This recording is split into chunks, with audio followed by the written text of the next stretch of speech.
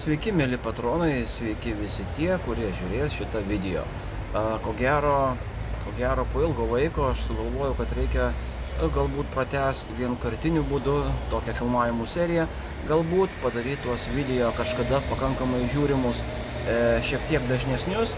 Na, kaip visuomet filmuoju buitinę kamerą, tai yra telefonas pastatytas. Ir kodėl aš dabar nusprendžiau nufilmuoti? Todėl, kad mes žinome įskridusi droną, jeigu tiksliai įskridusius galimai 2 dronus, ir panašu, kad šį vasarą, artėjantis rugpjūtis, artėjančios Zapad pratybos mums neleis nuobodžiauti. Todėl pagalvojau, kad vėl susitiksiu su jumis tokiu formatu.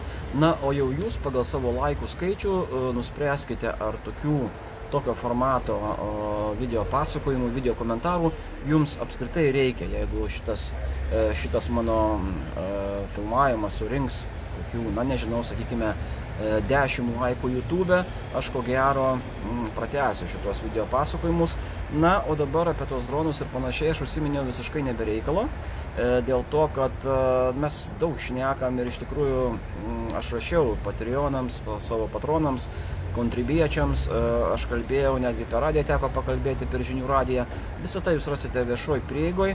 Na, o šitas video vėlgi toksai pabandyčiau atsakyti į vieną klausimą, kurį teko ne vieną, ne 2 ir ne 3 kartus skaityti jau mums, atsiprašau, pravažiuos.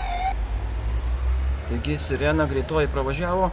Na, teko man skaityti ne vieną ir ne 2 kartus tokius pasipiktinusius ir pakankamai kvailai atrodančius komentarus, kuomet sakoma, kodėl mes negalime vystyti tos oro gynybos, kas čia mes dabar per tankų pirkimai už 2 milijardus, kodėl mes pagaliau neturime tokios oro gynybos, na, nesako žmonės kaip Ukraina, nes mes žinome tikriausiai visi, kad Ukraina tai yra, ten oro gynyba yra suvilkta, suvežta, padovanota, parduota ir panašiai iš daugumos vakarų šalių.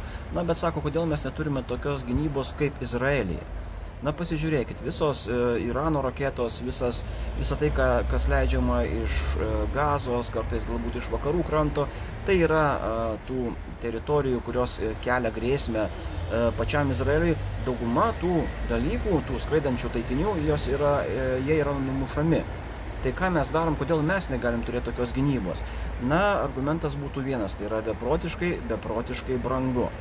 Tačiau prisiminkime ir mes girdime viešoje erdvėje, kad procentai nuo BVP pastoviai kyla, ten 100 milijonų, ten 100 milijonų yra gynybos fondas.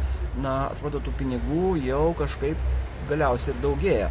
Tačiau aš turėčiau pasakyti, kad mes net nenumanome, kokių pinigų reikėtų mums, jeigu mes norėtume turėti tokią oro gynybą, ar bent jau šiek tiek panašią kaip Izraelis. Taigi, 3 minutės kalbu, nieko nepasakiau, tačiau tema šiandieną būtent yra, ar mes galime turėti kažką tai panašaus į oro gynybą, kaip turi Izraelis.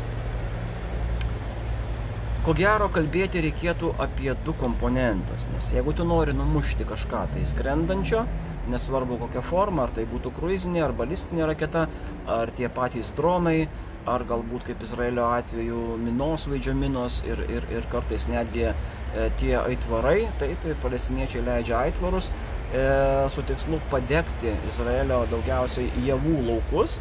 Na ir tai padaryti žalą ekonomikai, bet apie atvirus mes šiandien nekalbėsime. Taigi, ar mes galime turėti tokią gynybą, kuri numuštų bent jau didesnę dalį iš tų mūsų priešų potencialių, tai yra Rusijos, Baltarusijos pusės, netyčia arba, tarkime, netyčia įskridusių dronų ir galbūt kitų taikinių. Kalbėdami apie oro gynybą, pradžia tegu bus apie karinės oro pajėgas. Na, apskritai, koksai kontekstas, prisimenam dabartinį konfliktą su Izraelio, su Iranu, prisimenam tą didžiąją Irano ataką 2024 metais ir toksai kontekstas apie pinigus. Dabar aš nemažai kalbėsiu apie pinigus ir kiek viskas kainuoja. Taigi, 24 metų Irano ataka, gynybos nuo jos kaina vertinama maždaug 4-5 milijardais šekelių. Tai yra gerokai daugiau, apie 1,2, įsiklausykite, milijardo Jungtinių valstijų dolerių. Na, kitaip tariant, apsiginti nuo vienos nakties atakos kainavo daugiau negu milijardas.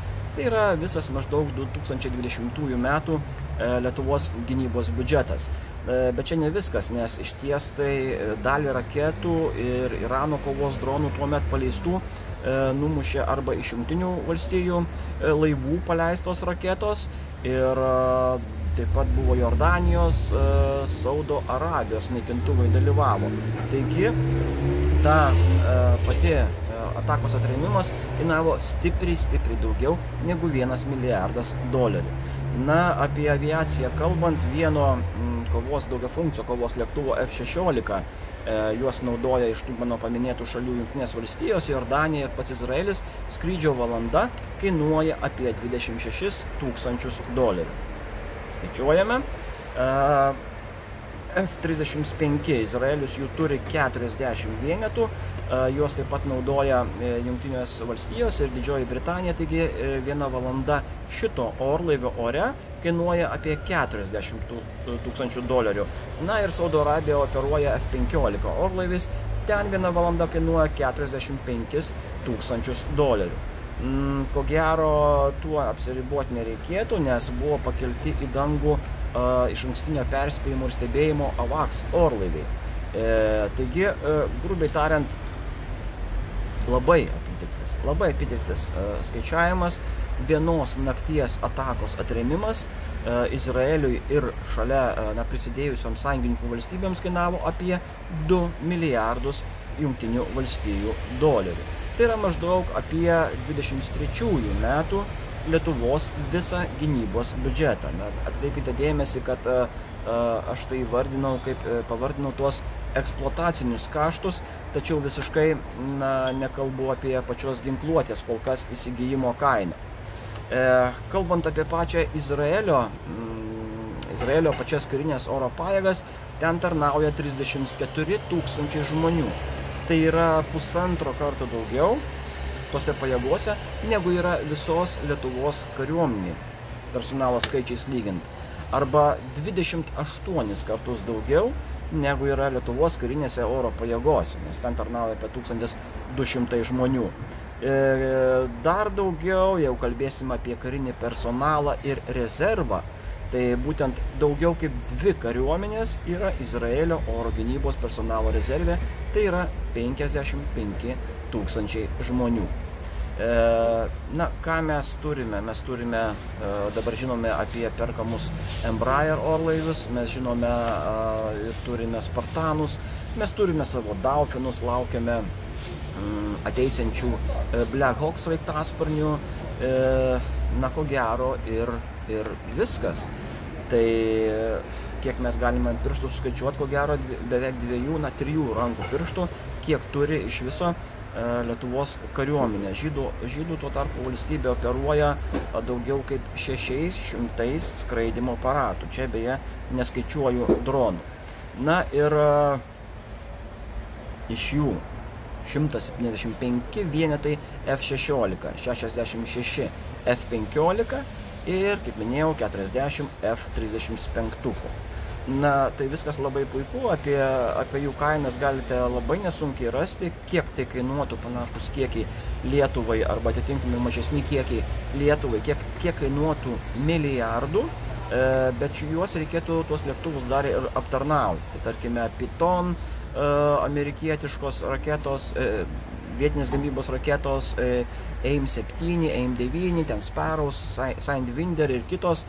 Na, jų kainos irgi yra atitinkamos ir praktiškai, na, dar yra bombos įvairios, savakritės, lazeriais valdomos, oras žemė raketos, grubiai tariant, labai grubiai tariant, vienos jų kaina prasideda nuo 100 000 Jungtinių valstijų dolerių. Žinoma, duomenų aš neturiu, tačiau labai tikėtina, kad Izraelis tokių raketų, tokios amunicijos vienetų turi tūkstančius. Na, minėjau, jeigu pamenat, prieš minutę Daufinus, minėjau Black Hawkus, beje, bendrauju su Krašto apsaugos ministerija. tai jinai mane patikino, kad Black Hawkai tikrai pakankamai greitai bent jau dalis jų atvyks į Lietuvą, bet kalba eina šiuo atveju ne apie kovos sraigtasparnius, tačiau apie transportiniai, universalios paskirties, tie, kas gali naikinti oro ir žemės taikinius, daugiausiai reikėtų kalbėti apie Apache tipo sraigtasparnius. Ir buvo užsiminta iš Lietuvos pusės vienu metu, taip sakyčiau, galbūt neatsargiai užsiminta, kad Lietuva savo divizijos pajėgumus vystydama galėtų įsigyti Apache sraigtasparnių. Na, formaliai priminsiu, jeigu jau kalbame, kolegos, apie pinigus, 50 milijonų jungtinių valstijų dolerių. Vieno sraigtasparnio kaina. Mūsų broliai Lenkai planuoja 96 Apache sraigtasparnių pirkimą ir jie planuoja tam skirti, įsiklausykite, 12 milijardų jungtinių valstijų dolerių. Izraelis tuo tarpu naudoja 48 Apache sraigtasparnius. Tai tiek labai trumpų pamąstymų apie oro gynybą su oro gynybos, su orlaivių gynybos pagalba. Kiek mes suskaičiavome trilijonų, ko gero, aš jau ir nepasakysiu. Tuoj bus antroji dalis, antroje dalyje kalbėsime, o gal mes galime tiesiog, nepirkdami orlaivių, pataupydami jiems, rasti priemonių nuo žemės pažeisti tuos visus įskrendančius taikinius, visus kabutėse, ir pasilyginsime šiek tiek su Izraelio oro gynyba, antžeminė oro gynyba. Iki greito.